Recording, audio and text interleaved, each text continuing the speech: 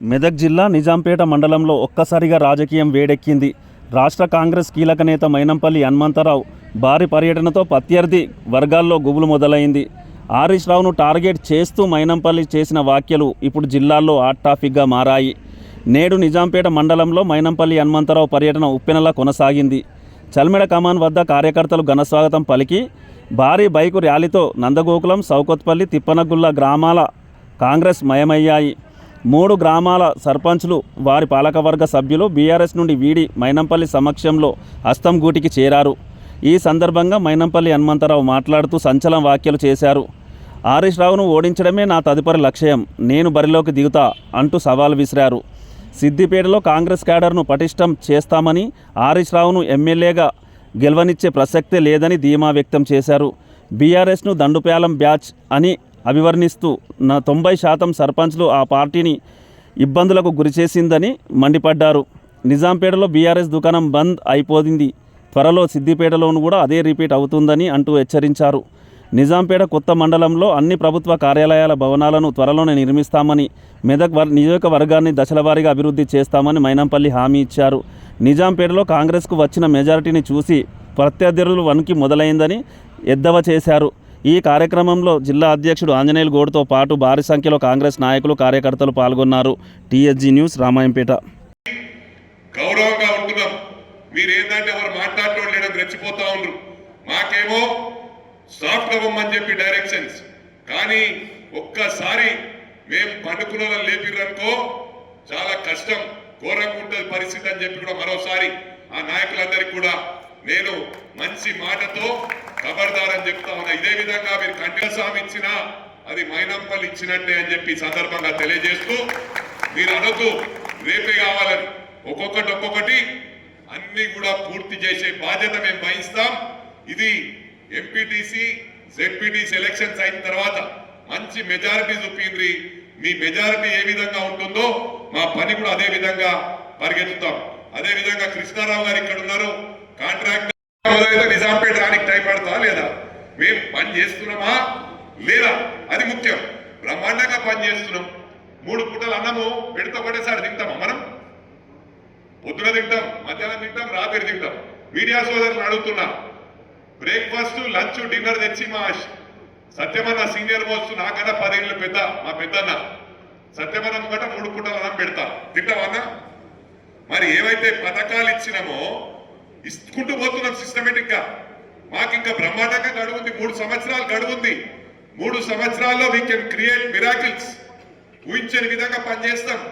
ఇప్పుడేదో అయిపోయినట్టు ఇది ఇచ్చిండ్రా అది ఇచ్చిండ్రా అని రెచ్చగొడుతుండ్రు ప్రజలను. మరి రెచ్చగొట్టినా కూడా ప్రజలు మ్యాండేట్ ఇచ్చిండ్రు. ఇక్కడ 16లా 2 గెలిపించారు టీఆర్ఎస్ ను, 10 కాంగ్రెస్ కి ఇచ్చిండ్రు. అంటే మేము పనిచేస్తున్నట్టే కదా. ప్రజలకు నమ్మకం ఉన్నప్పుడు ఈ నాయకులు ఎందుకు ఇబ్బంది పెడుతున్నారు? ఒక్కొక్కరు కోటి ఏదో మాట్లాడుతూ ఉన్నారు. చేసిన దుర్మార్గాలని వాళ్ళే, చేసిన లంగపనులని వాళ్ళే. ఇలా మొత్తం రాగానే మొత్తం ఇదే ప్రోగ్రాం పెట్టుకున్నారు. పోలీస్ హరాస్మెంట్ మాకు చేరాలా? చేస్తుంది మాకు కూడా. ఎలక్షన్స్ అయిన వాళ్ళని ఇంతవరకు ఇంకా కేసులు అయినా ఇంతవరకు లిఫ్ట్ చేయలే. అది మా సంస్కారం. డిపార్ట్మెంట్, పోలీస్ డిపార్ట్మెంట్ పనిచేస్తాను. దాన్ని చాతకంతరం అనుకోకండి. మీరైతే ఒక్కొక్కరిని హరాస్మెంట్ చేసి పొట్టు కొట్టిరు ప్రతాప్ రెడ్డిని, ఒంటరి ప్రతాప్ రెడ్డి కొడితే దెబ్బకేమో ఇలా జాయిన్ అయ్యింది. దేంట్లో జాయిన్ అయ్యిండు?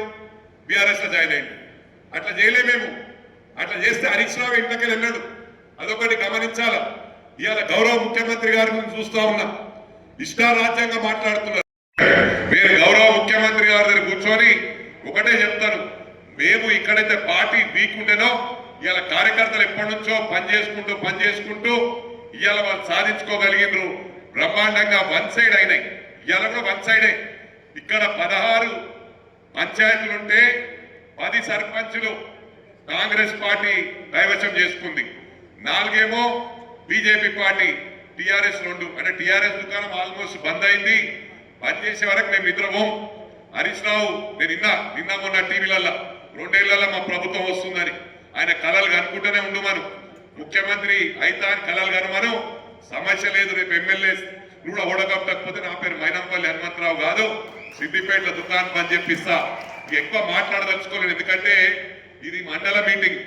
కార్యకర్తలను ఎంకరేజ్ చేయడానికి, ఇక్కడ నాయకులను ఎంకరేజ్ చేయడానికి ఈ సభ పెట్టుకున్నాం కాబట్టి రాష్ట్ర రాజకీయాలు వేరే జిల్లా రాజకీయాలు మాట్లాడదలుచుకోలేదు. ఏదంటే అవుట్లైన్ చెప్పిన క్యాడర్ కు బూస్టింగ్ ఇవ్వడానికి మాట్లాడిన తప్ప ఇంకొకటి కాదు. మీరు ఇవన్నీ కూడా ఎంపీటీసీ జెడ్పీటీసీలు గెలిపిస్తే తప్పకుండా ఇక్కడ పర్మనెంట్ భవనం, ఎంపీడీఓ భవనం లేదు, ఎంఆర్ఓ భవనం లేదు, మరి అదే విధంగా జూనియర్ కాలేజ్ లేదు, పోలీస్ స్టేషన్ లేదు. మేము పీకి పడగొట్టామంటారు. ఏం పీకి పడగొట్టిరేమో, ఏం చేసిండ్రు వీళ్ళు?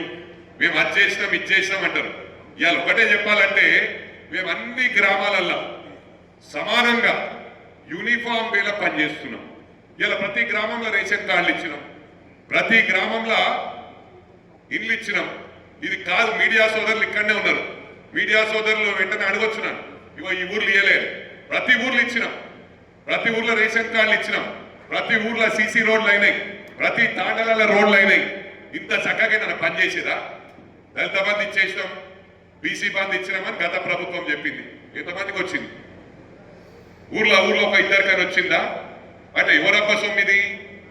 ఆడనేమో హుజురాబాద్ ఎన్నికలలో మొత్తం ఊరంతా ఇచ్చింది, చింతమడకల ఇంటికి 10 లక్షలు ఇచ్చింది. ఎవరి డబ్బులు ఇవన్నీ? మన డబ్బులు. ఇవన్నీ గమనించాలా. మొన్న గ్రామాలలోకి వెళ్ళి తాండల గ్రామాలలో చెప్పినా, వివరించిన, ఏం చేయలే అన్ని చేస్తున్నాం.